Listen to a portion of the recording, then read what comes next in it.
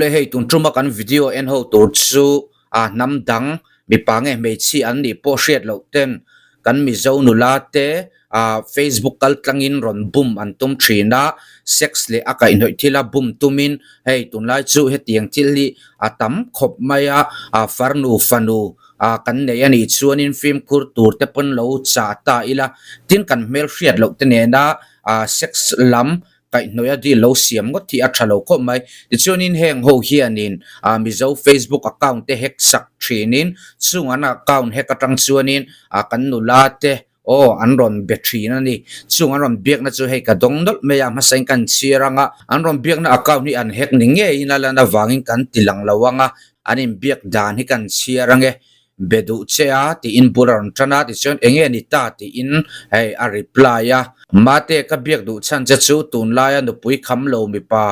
ho sa tam tak an towa atak sa sex man du si lo sex sa sang si tan hian agency ya ejenin kumsang isom ni pahni atrang khan katel veya sex video call ti ang kha ani mai voi khat video call a hian noi khat zel an lowa mi pa te hi naga le kha si le vai VIP te vek an nia a him lo apoya ingai mai thei kumsang isom ni pahni atrang hian video leak out emo mol pho emo an lo video call chungi minute som bak ani lova a him em awangin ti po an tam khop mai mei che thadu lo te hi kan bengai lova mei che pa ngai tak te hi kan som mai thin voi khat chau po iti du po ani theya voi ni po iti du dana zirin a thei vek poisa thon na tur chu GPay mo bank account po ni se a thei vek keima atranga kan mi zo mei che te tel to zong hi mi somriat pasari an ni to Mizoram ami Manipur ami Shillong ami Kolkata ami Mumbai ami Singapore ami tepon antivek mizovek molpo emo video leak out election lawang karing itivedu emate arontia tivedu emate tuna poisa I munga lang ti in hey anvat khema ni masela anvat khem hian du lo ti in a reply a tunlai chu hey heti ang khesi alar khop maya hey mizo trong hi aron thiam view maya amaro chu aziak dan dik ang khlap ka chuna ziak big lova alan dana chon he betu hi mizo ni nge yin angai theya hey thokhat lai khanin pin night marriage channel a japon ran so thin kha mizo thren khat le khung midum kan ti ho trang kopin mizo me chi te mi pa tam tak an ron bum thina ni chutiang che chon hey tun la ya hetiang sex kai noya in bum na hi alar ta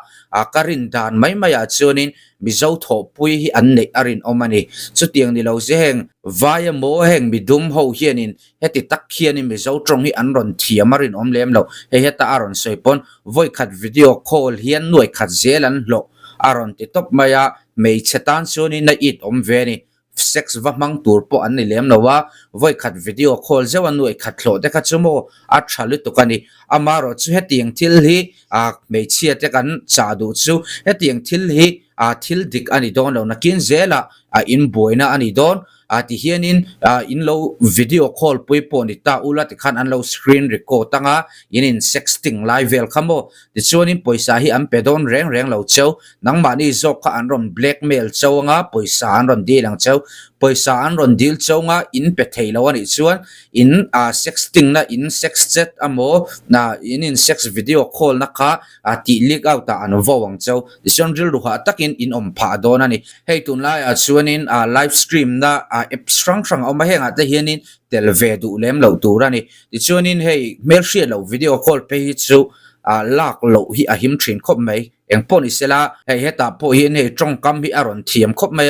me chepa ngai takte hi kan som mai thin aron tia me che thadu lo le anung her ve mo khatiang chi ka an som du lo thu an soi khazena hei soft skill hi an nei ve ni mi wa biak na mi va di li an thiam riu atiang ho hiam mo chon mei chepa nga an ni zia mangin ti hian an thlema GPay le bank account manga poisa am pek tur thu anon sila hetiang hi thil ni thei tak ani hi lo ring du su achan chu nu pui kham lo ho sa tak an ni ja phaila man omani chon mo du tak ni se mo khol ga le mo ke ni na KS kan ti mai ang chi he changkang class tak mo model amo milar thadu lo noi chong senin huami chuanin mu tur dor tur hi an nei don le to chuwang chuanin hetiang in bum na thanga in olo nan hetiang thil veli chu lo ring du su ol sam taka hetiang zat lo theinai chu thil dik ani ka ari nom lo mo lo in video call te reng po ni ulana kina nang mani in boizok don ani tisoni na dang te po hi oma kan share zelang hian du lo ti in a reply underwear nen chau pon a thei nuai sing thum in video call a lang top ani mai atia hei mi zo trong hi thiamang view na langa ma se nuai sing thum ma ti le sia a oi om lo le tu kani ka oi lo bet nuai sing thum chu ti in a reply ani a oi om lo ani ka thiam pakhatina sei chu thokhat lai khanin phailama ka thian meiche pakhat om hianin na thok tur mi ron soma agency sharan nei thule an na bir chu mi bum kwal ang chi kha ani thu kha asoya min lo khil to kha tiang te kha hei kan mi zo mei chi ani mo mi pa te hian tho pui du tok kan lo om zel hi a ha thla kani mo ma ni nam pui te po bum shelo nam dang de na in kopa ama ni nam pui te po kan bum nam dang de in kopa ma ni nam pui te bum tum reng khosa hi an tam to chu wang jon film khurangai ti choni ne hetla hian mi dang hi a belea account ni hack ani mai theya kan tilang lawang bedu cheya nge ni ta atia ti chuanin marina hianin atia delete ta du lo ti in a changa delete le ka oi lo bet nuai kha anin biak to na ang chi kha delete ta veka ti chuanin eta sorry sing thum zok ti in a chang le a hei hetiang hian mi bum turi a chhun zan zomin an zong ani bera an horop vel hi uluk tak han sir chuanin namdang an ni hi arin om le tuklo namdang in hetiang zat mizo trong hi an ron zia thiam hi arin om lo wa chuwang chuanin thopui mizo trong thiam tak an nei ti na ni me